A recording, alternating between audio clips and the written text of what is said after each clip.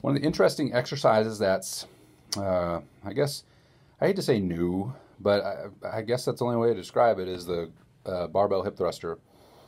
And new in the sense it's, not 50, 60, 80, 90, 100 years old like this barbell back squat or a loaded back squat is. The question is, does this exercise work? And if you're not familiar with it, you roll the bar up on your lap, probably going to have a pad between you and the barbell, and you place your upper back, usually at the level right below the scaps, and just turn yourself into a big catapult, lifting the barbell up, squeezing the glutes together, driving through the back of the foot.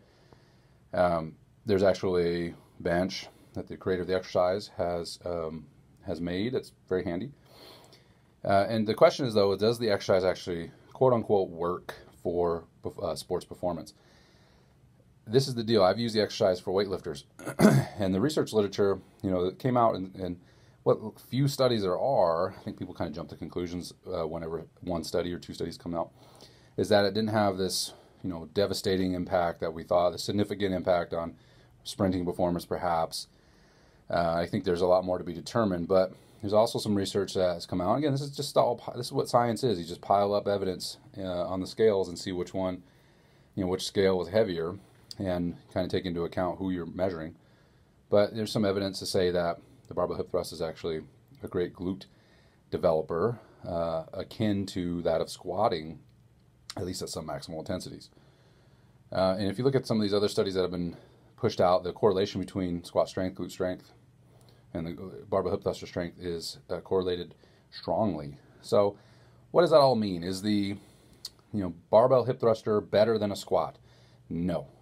Is it a great accessory exercise that you could throw in a athlete's or even just a regular gym goer's routine to help build the glutes, especially at submaximal intensities? Yes. And in fact, if done properly, I've had people do this and they complain of back pain, usually because they put the bar in the wrong place and they don't align their pelvis properly and they use the wrong muscles to lift the barbell up, just like any exercise. But if you think about this exercise falls in nicely as a supplemental exercise to our major lifts. So if you have somebody who is a barbell athlete, throwing some hip thrusters in there is going to help build glute strength. And it doesn't have to be heavy or abusive on the body. And I think that's the point of the exercise. It is not terribly difficult to perform. It takes a little bit to set up, but it's not terribly difficult to perform once you get the hang of it a little bit. And the mechanics of it, there's no spinal compression per se. There's no barbell on the back. So I think it sets up nicely to be a supportive exercise for strength barbell athletes. It also is a nice supportive exercise for people who might be just general athletes and you don't want to load and compress their spine, or you don't have the time to teach technical pieces associated with the exercise. And it might be just a regular gym goer.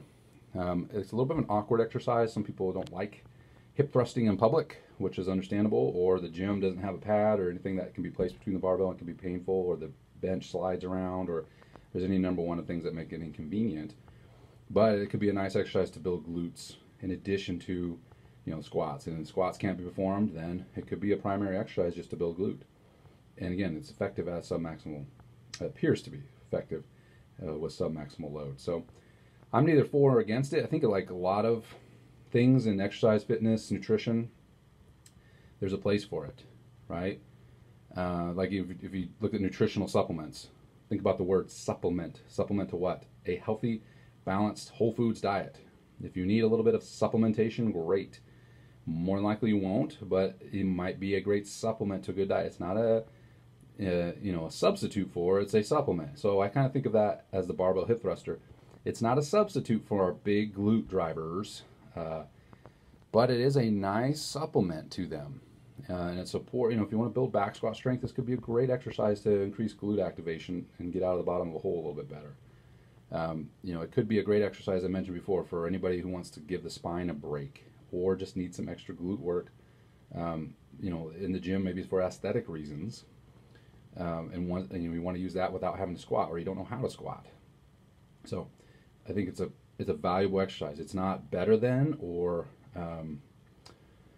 I think the argument, as usual, is kind of silly. It's not. I wouldn't try to say it replaces the squat, but is it a great glute exercise? Yes, it is. Okay. So anyway, hopefully that's helpful if anybody cares. what my opinion is. I think it's worth considering it in a exercise plan if you need a little extra glute work.